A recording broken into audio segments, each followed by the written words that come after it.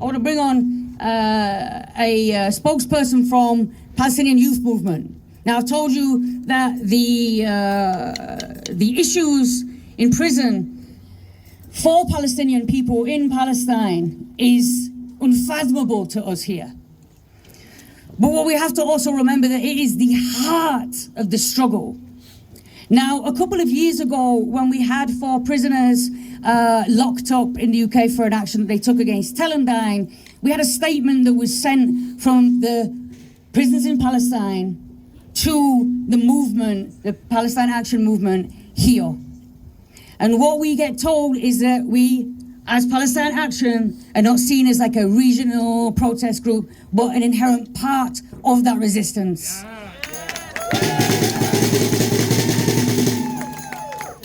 And so I'm very happy that we're going to have somebody who's going to talk about, I'm very glad, I'm content, whatever the word is, happy feels a little bit wrong in the context, but I'm very content that we're going to hear now about the heart of that struggle and how it links to ours now and what we can learn from it. Palestinian Youth Movement.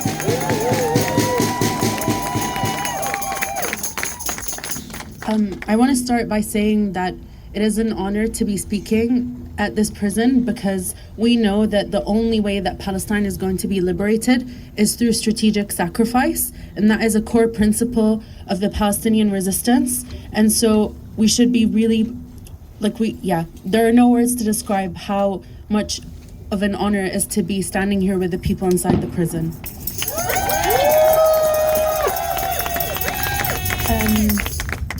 So we know that every Palestinian prisoner held in Zionist prisons is a political prisoner. And we know that one of the central goals that the people of Gaza have been resisting for is the liberation of what is now over 10,000 Palestinian political prisoners, and that's probably a gross underestimation. And I know that we all know how routine the abuses are, that in fact the structure of the prison itself is all about routine abuses and torture of Palestinian prisoners, and that has only gone infinitely worse since October 7th. And we know that, prior to October 7th, the conditions were terrible, but the struggle and the organization of Palestinian prisoners meant that they had won a lot of rights inside the prison. And what we've seen since then is that there has been a retaliatory campaign of vengeance. That has been the official policy of the Zionist prison authorities. But what we're maybe a little bit less familiar with is who Israel actually imprisons and why. Because, the MC tonight from Palestine Action introduced the struggle, the Palestinian prisoner struggle, as like the heart of the struggle. And what is quite often spoken about in the Palestinian struggle is that the prisoners are the compass of our struggle. They lead us in their unity, they lead us in their commitment, and they lead us in their principled organization.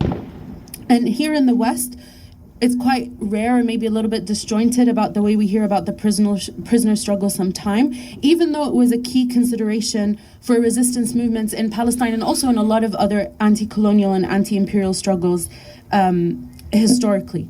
And we've seen how over the last year, a key point of the negotiations has been about the prisoners and how central that's been.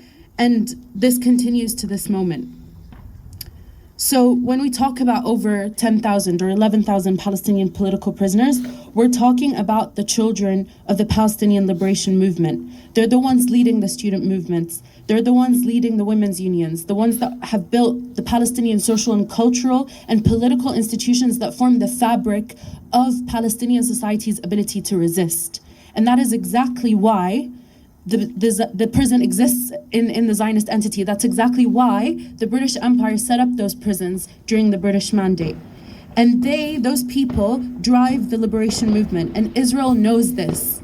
And that is why when we talk about prisoners not being able to associate inside the prison, it's the exact same thing. It's about what is the social and political fabric that is going to build the political power that is going to be necessary for us to end this genocide and for us to achieve the complete liberation of Palestine.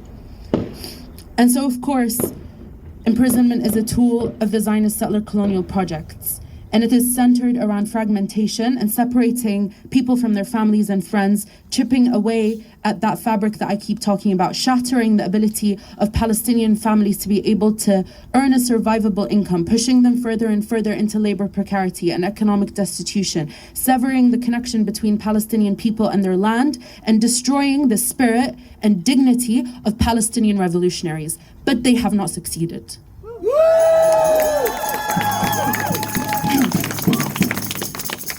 I want to use the example of Hanan Barghouti, who's the sister of Nael Barghouti, who's a prominent Palestinian liberation leader and also the longest serving Palestinian prisoner, political prisoner, which is why I'm using this example. And Hanan was released in the quote-unquote humanitarian ceasefire week exchange that happened in November.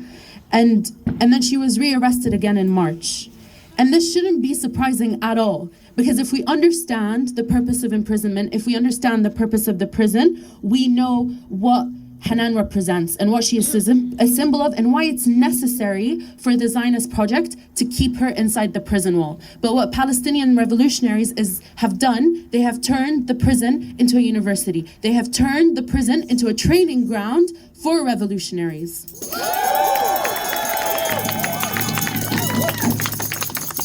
So the prisoner struggle is a political one first, and I think everybody here really knows that, and a rights-based humanitarian one second, or maybe third or fourth. And when we see how imprisonment is a tool used by the Zionist state to break that revolutionary consciousness, and how repression tactics within the prison are mirrored onto the wider Palestinian population, we really see that in Gaza, how that has been a systematic policy of mass arrests, mass detention. There isn't even a word, like it goes way past administrative detention or any of those things that we talk about. And we look at these tactics and we see how they have been expanded onto the entirety of Palestinian society. Just this morning, there was a massive raid in the south of Hebron, and dozens of Palestinian youth were arrested and imprisoned, and this is in the West Bank. So when we look at all of this, we know that dismantling the Zionist prison system is a necessary condition for the liberation of Palestine.